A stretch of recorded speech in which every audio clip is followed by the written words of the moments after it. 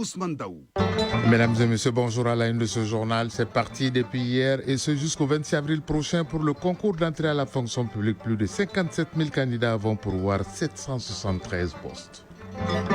Dans l'actualité de la Confédération AES au Burkina Faso, le Premier ministre lance un vaste chantier de construction des canaux d'évacuation de Bobo-Dioulasso et d'autres villes. Le coût de l'opération, plus de 33 milliards de francs CFA.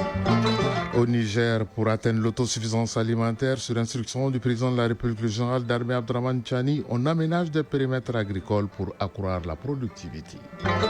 En sport, vous le suivez depuis ce matin avec nous. L'événement, c'est la première édition du Tour cycliste ORTM, Fédération malienne de cyclisme. Le coup d'envoi a été donné par le Premier ministre, le général de division Abdoulaye Maïga, sur le boulevard de l'Indépendance. Focus santé de ce dimanche nous parlera du cancer coro-érectal. Voilà pour le sommaire, dans un instant, les détails.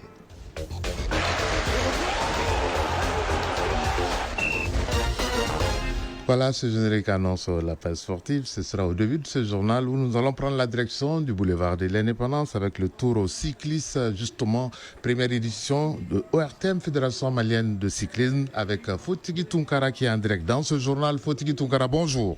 Bonjour Ousmane Daou, bonjour à tous. Le coup d'envoi de cette première édition a été donné par le Premier ministre, le général de division Abdoulaye Maïga, il y a quelques minutes, mais déjà les coureurs ont fait le tour de la capitale. Parlez-nous de ce coup d'envoi et de comment est arrivé ce premier tour. Alors, il faut le souligner, nous sommes donc depuis ce matin de bonne heure ici au boulevard de l'Indépendance pour ce grand événement méga show du cyclisme. En tout cas, comme vous l'avez tantôt évoqué, c'est une grande première dans notre pays.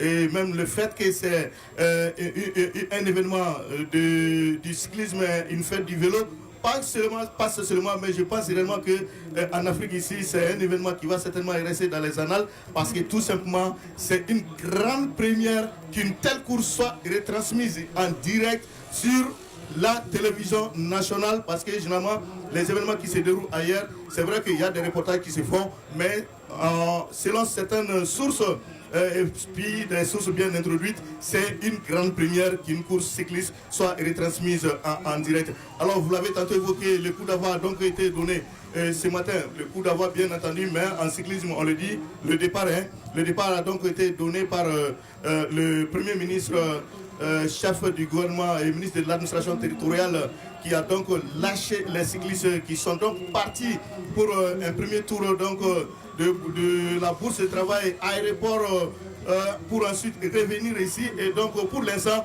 les différents cyclistes sont donc en train de procéder au circuit fermé, 10 tours du circuit fermé entre l'échangeur donc de l'immeuble Babema et le monument de l'Indépendance. En tout cas, je crois que déjà ils en ont fait deux. C'est, je crois, le troisième tour qui vient donc de commencer. Après ces 10 premiers tours-là, ils vont ensuite repasser à l'aéroport pour un second tour. Et une fois de retour ici au niveau de la boulevard également, ils vont encore faire 10 tours pour terminer. En tout cas, ce qui a retenu, c'est que déjà le premier point chaud qui a donc été dénommé Grand Prix de montagne a été remporté par les Maliens, Daouda Djiré, qui porte donc le dossard.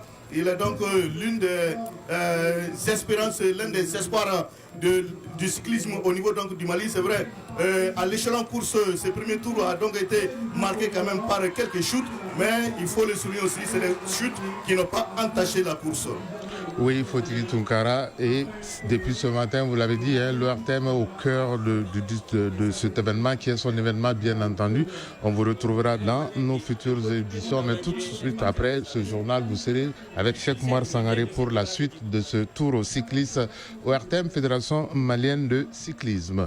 Mais nous, on va continuer pour vous dire que dans le reste de l'actualité sportive, il y a le basketball avec en ouverture de la conférence du Kalahari qui se déroule au niveau du Maroc. River Super s'est imposé devant le stade malien de Bamako et en football, le stade malien de Bamako et le Djoliba AC vont être sur le pont ce dimanche pour la clôture de la 17e journée du championnat national.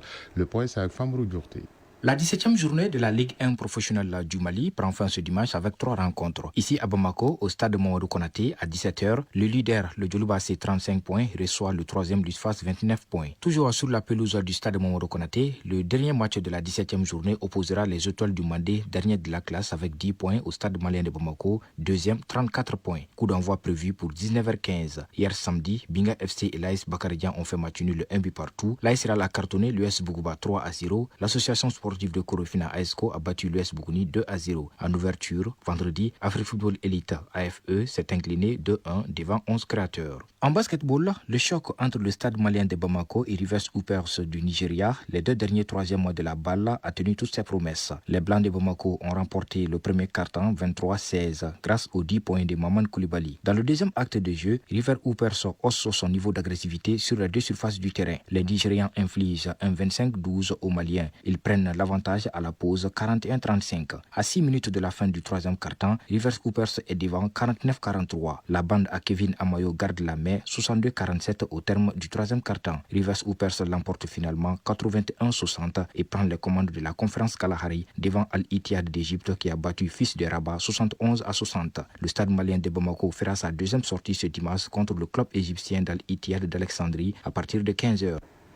D'ici là, concours de recrutement hier ici à Bamako dans la fonction publique de l'État. Exercice budgétaire 2024, les 57 900 candidats ont commencé ce concours et ce jusqu'au 26 avril prochain. Les candidats sont répartis entre les centres du district de Bamako et dans les 6 régions. Ils composeront dans les épreuves techniques et de culture générale pour pourvoir 773 postes.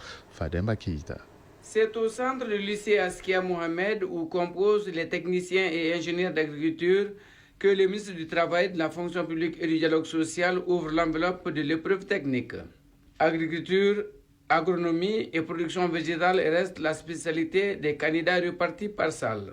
Bien qu'ils trouvent la première épreuve abordable, le ministre de tutelle les invite à plus de sérénité durant les 3 heures, temps imparti pour traiter l'unique sujet technique.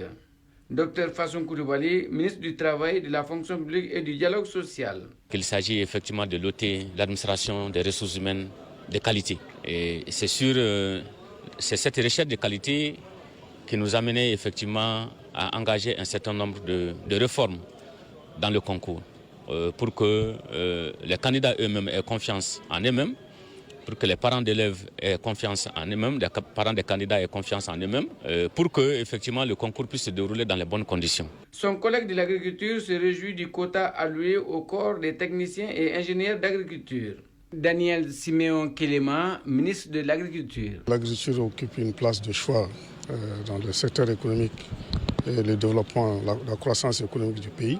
Il faut des cadres de qualité. Lors de sa visite guidée dans les salles des centres des lycées Askia Mohamed et Ba Aminata Diallo, le ministre se rend compte que les épreuves ont démarré à l'heure indiquée et elles se déroulent dans un climat serein. Fabala Dambélé, président du centre du lycée Ba Aminata Diallo. Nous avons à peu près 23 salles, c'est 50 par salle. Pour le moment, il n'y a pas d'incident. Faute de pièces répondant aux critères d'accès à la salle du concours, quelques candidats n'ont pas pu postuler. Au ministre, certains d'entre eux estiment que pour résorber le chômage des jeunes, les 773 places sont très minimes par rapport au nombre de postulants qui est de 57 900.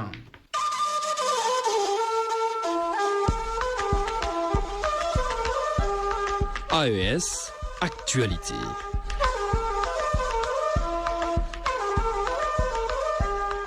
Et dans l'espace ailleurs au Burkina Faso, le Premier ministre Rim Talba Jean-Emmanuel Ouedraogo a procédé hier au lancement des travaux de construction de 20 km de canaux d'assainissement à Bobo-Dioulasso. Ces travaux sont financés par l'État du Burkina Faso et la Banque mondiale à environ 10 milliards en ce qui concerne Bobo-Dioulasso, mais pour le reste du pays, l'enveloppe s'élève à plus de 30 milliards de francs CFA. Solange Bikaba. C'est par un coup de pelouse que le Premier ministre a officiellement lancé les travaux d'aménagement d'ouvrages d'assainissement des eaux pluviales et de voiries à Bobo-Dioulasso. Ces travaux, qui concernent 10 secteurs de la ville, s'inscrivent dans le cadre du projet de mobilité et de développement urbain des villes secondaires, dont l'objectif est de mettre fin aux inondations et de donner une belle allure à la ville économique et culturelle du Burkina. Jean-Emmanuel Ouedraogo. Dans le cadre de ce projet, la ville de Bobo-Dioulasso bénéficiera essentiellement des travaux suivants. la construction d'un réseau de 15 234 mètres linéaires de collecteurs et de caniveaux en béton armé, la construction d'un réseau de 1559 mètres linéaires de collecteurs en maçonnerie de moellons au granit, l'aménagement de 15 731 mètres linéaires de rues adjacentes en terre, curage de 3 482 mètres linéaires de caniveaux et 100 mètres linéaires de marigots, l'aménagement d'un bassin de rétention, la réalisation de 14 250 mètres linéaires d'éclairage public solaire. Ces travaux d'aménagement de Bobo-Dioulasso sont estimés à 9 645 56 767 francs CFA, sont financés par l'État burkinabé et la Banque mondiale. En plus de Bobo-Dioulasso, les villes de Kaya et de Waïguya sont également bénéficiaires de ces travaux, de tout d'une valeur de plus de 33 milliards de francs CFA pour un délai d'exécution de 12 mois. Au Niger, dans la région de Zender, plus précisément dans le département de Myria, le président de la République, chef de l'État, le général d'armée Abdraman Tchani, répond à l'appel des producteurs du périmètre irrigué du village de Falki, dont les travaux d'extension ont démarré. Plus de détails, Kassou Montari de la radio du Niger. Suite au reportage diffusé sur les antennes de la radio et télévision du Niger, la RTN, initié par la station régionale de Zender sur le site irrigué de Falki, dans le département de Myria, instruction a été donnée au service de l'ONAHA par le président de la République, chef de l'État, le général d'armée Abdraman Tchani, pour que des dispositions soient prises. À l'heure actuelle, les agents de l'ONAHA et leur matériel sont sur place à Falki. Situé au sud du département de Myria, le site de Falki, plus connu sous le nom de Tabkintaouna, a une superficie de 1200 hectares, exploitée par plus de 13 000 producteurs. D'autres précisions avec le directeur général de l'ONAHA, le lieutenant-colonel Bilal Gambobo. Au final, de toutes les façons, les études techniques ont donné un premier jeu qu'on est en train actuellement d'appliquer. Il consiste à rehausser le seuil, à prolonger la digue d'ancrage et puis à avoir une retenue autour de 2 millions de mètres cubes. On est sûr avec cette retenue que les gens vont, au lieu de faire 1-2 mois après la saison hivernale, les gens vont aller peut-être même jusqu'à la saison hivernale en train de faire la culture des rentes. Donc il y aura une digue de protection des villages. Après, la digue de prolongement pour aussi empêcher à ce que l'eau aussi déborde de l'autre côté. Pour sa part, le représentant du producteur, la joie à peine contenue, a remercié très sincèrement le chef de l'État pour cet appui massif apporté au monde rural pour son émergence et son accès progressif à l'autosuffisance alimentaire. Focus Santé.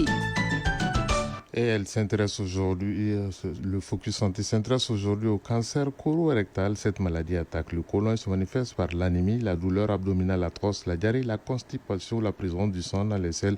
Plus de détails avec Komba Sissi. Le risque de développer un cancer colorectal survient avec l'âge et la plupart des cas à partir de 50 ans. D'autres facteurs de risque sont le tabagisme, le manque d'exercice physique, l'obésité ou encore l'alcoolisme. À cela s'ajoutent les antécédents familiaux. Actuellement, les jeunes sont beaucoup affectés par cette maladie au Mali qui commence par la présence d'une tumeur dans le côlon.